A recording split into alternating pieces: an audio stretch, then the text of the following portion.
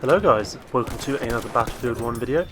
Today we're going to be doing a video that was requested by a viewer a few days ago, maybe a week ago, and it was to compare the Mondragon sniper to the M1916 Selbstlader Marksman. I still don't know how to pronounce it.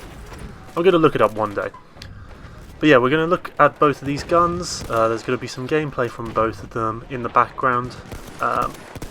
And we're going to see which one, well, I prefer, but we're also going to take a look at a bit in depth into some of the stats. So we're going to get on into that now. So for all of these stats, it's going to be the Selbstadler first, and then we're going to show the Mondragon after. So we're going to compare each stat one after another. And we're going to start off with damage. So we have a max damage of 40, which decreases down to 35 in between 26.5 and 51.5 meters. So it's a linear decrease down, and then after 51.5 meters it does 35 damage with an RPM of 224. Now on the Mondragon it's also 40 and 35 with the same drop-off points, but it has a higher fire rate of 257 rounds per minute. So I was pretty surprised that the damage is the same on both guns there, which I found quite interesting. So looking at the reload, with the Selbstlader you've got a magazine, so you have a 2.37 reload when there are some bullets left in the magazine, and 3.47 when it's empty.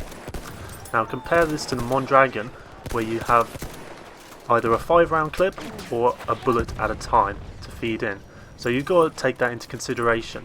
So if we say we're empty, there would be 2 strips of 5 clip size, which would equal around 2.3 seconds.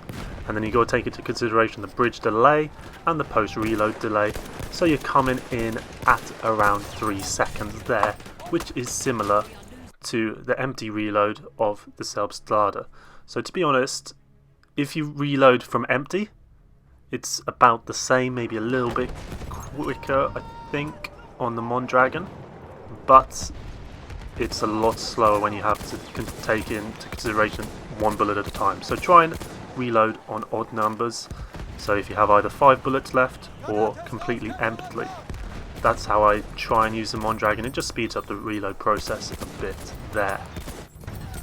So now we're going to be moving on to the recoil, and as you can see for the Selbstlader you got a recoil of 1.1 up, 0.53 to either sides, and there's a recoil decrease of 3.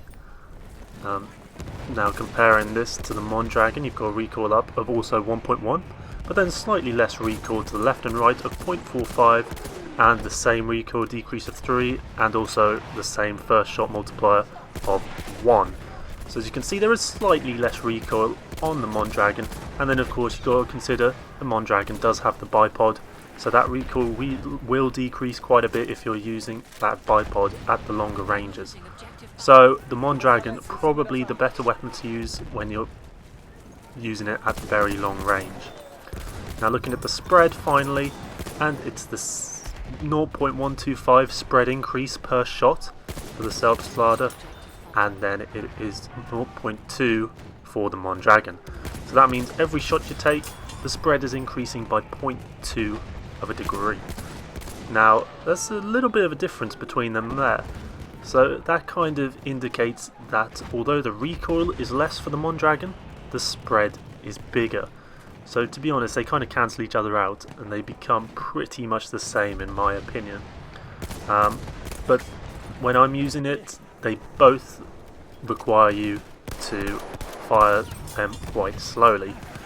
You definitely can't like spam them. That's what you've got to really just think about when you're using this weapon. It's very easy to spam them really quick, fire those shots off really quick, especially with the Mondragon with its slightly higher RPM. And you just got to stop yourself from doing that, because that will drastically decrease your performance with the weapons. I noticed it hugely with the Selbstadler. If you spam it really quickly and fire loads of weapons, you're not going to get many hits on your targets. Whereas if you fire shots slowly and consistently, you're going to get a lot more hits and quicker kills. So it's kind of counterproductive in a way. You don't really expect it to be that, but if you fire slower, you're going to get a faster time to kill. It's a bit weird, but that is my main tip for using both of these weapons. So that's pretty much all the stats we're going to look at, really. That covers pretty much everything you need to know about these weapons. So now we're going to go on to my opinion, and if you have watched a lot of my videos before, you will probably know that the Selbstadler Marksman is one of my favourite weapons, if not my favourite weapon, in Battlefield 1. I just find it so easy to use. So the clips in this video, it took me about 2 or 3 games to get these clips for the Mondragon, whereas it took me 1 game to get the clips for the Selbstadler, and in that 1 game I went for 122 kills. And that was the first time I was trying to get clips. Literally, the Selbstadler is so easy for me to use. I don't know why. I seem to do so well with it. It's just a weapon that works well for me, and I find that you can get 2-shot kills quite regularly with it if you aim torso head area. It's very, very accurate. You can take out targets at long distance, and it works up close.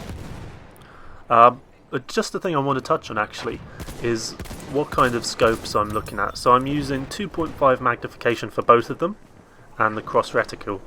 And for me, I use 2.5 magnification on pretty much all of my scoped carbines, well, not carbines, rifles, because I like to be able to use them up close and at range. If I'm running with a 4 magnification, I'm not going to be able to use the gun up close. I find it's just really hard to get onto and follow targets. But that's just something I wanted to touch on, just in case you were wondering. So overall, I have to say the Mondragon I was impressed with. It's good. It's a good, decent weapon. I quite liked it. It has 14 or 15, no, 16 less bullets in the mag, which is something I rate the Selbstlader for a lot more. Just that big magazine, being able to take out multiple targets. And with the Mondragon, I found I could only get around 3 kills maximum with a magazine, which, as opposed to the Selbstadler, you can get probably about 6, 7, 8 kills for a mag, which is very good for a rifle. So just in my opinion, I find the Selbstadler, it just works better for me. The accuracy, the damage, all just seems a bit higher than the Mondragon. I'm not sure if it is, but for me, I just seem to be able to use it better. So let me know what you guys think of this weapon, or both of the weapons, and which ones you prefer.